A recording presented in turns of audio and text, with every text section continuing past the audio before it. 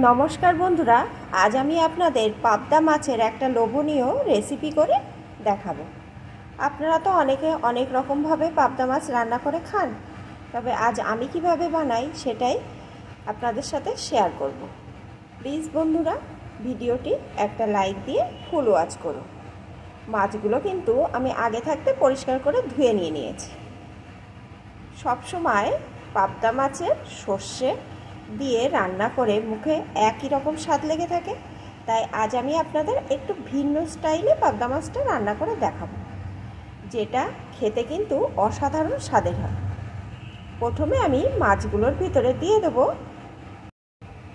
একটু লবণ,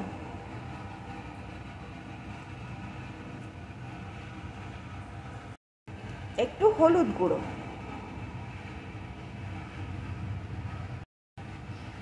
একটু কাঁচা সরিষার তেল।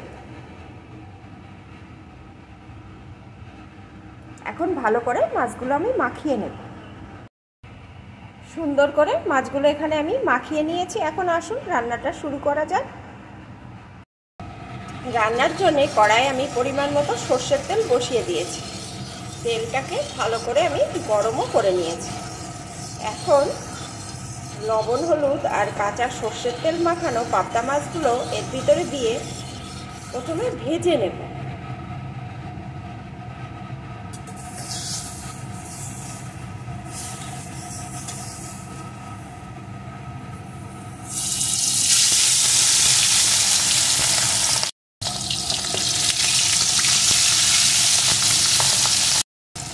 এই মাছ কিন্তু খুব নরম হয়, তাই সাবধানে এপিটোপিট একটু ভেজে নেব।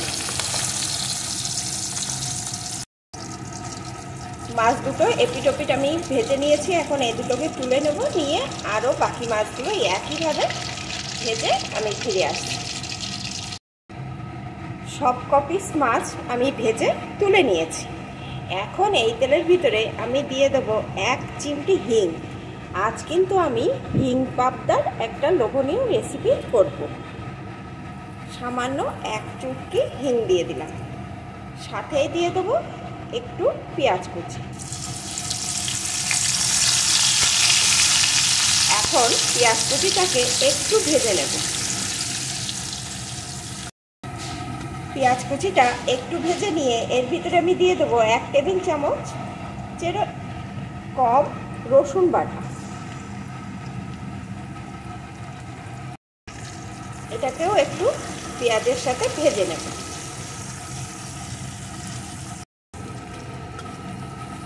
একটু ভেজে নিয়েছি। এখন এর ভিতরে আমি দিয়ে দেবো 1 টেবিল চামচ জিরে আদা বাটার পেস্ট। আমার কিন্তু এখানে মাছের পরিমাণ অনুযায়ী আমি মশলাটা ব্যবহার করছি।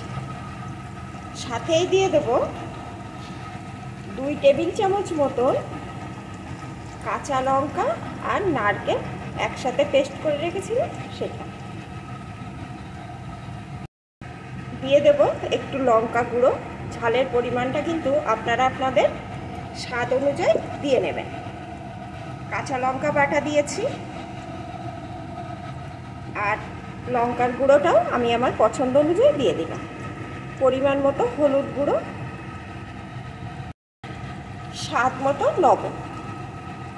এখন বেশ কিছুক্ষণ ধরে এই সমস্ত মশলাটা কিন্তু কষিয়ে নেব।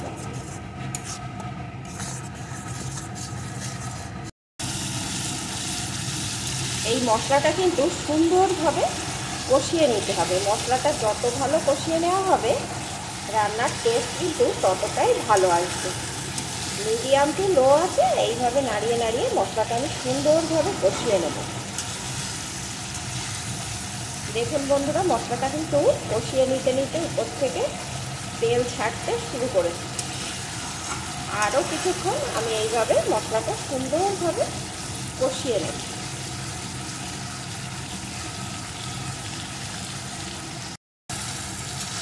বেশ কিছুক্ষণ ধরে মশলাটা আমি সুন্দরভাবে কষিয়ে নিয়েছি। দেখুন বন্ধুরা, মশলার উপর দিয়ে কিন্তু পুরোপুরিভাবে তেল উঠে এসেছে। এখন এর ভিতরে আমি দিয়ে দেবো পরিমাণ মতো জল।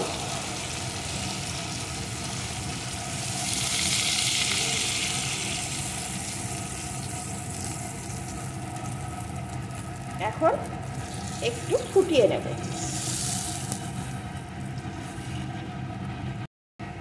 ঝোলটা কিন্তু ভালো রকম ফুটছে। এখন ভেজে রাখা মাছগুলোকে সাবধানে একে একে এর ভিতরে দিয়ে দেবো।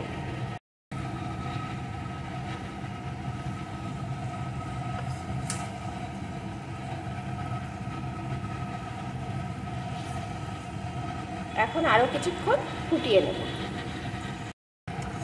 ভাজা মাছগুলো দিয়েও আমি কিছুক্ষণ জাল করে নিয়েছি। এখন কিন্তু রান্নাটা আমার পুরোপুরিভাবে রেডি। বন্ধুরা, সবসময় একঘেয়েমি পাবদা মাছ না খেয়ে এইভাবে একটু রান্না করে খেয়ে দেখবে। মুখের স্বাদটা পাল্টাবে আর খেতেও কিন্তু অসাধারণ স্বাদে হয়। এই পাবদা মাছ যেহেতু হিং নারকেল বাটা দিয়ে রান্নাটা হয়েছে, তাই আমি এই পাবদা মাছের রেসিপিটির নাম দিয়েছি হিং নারকেল পাবদা।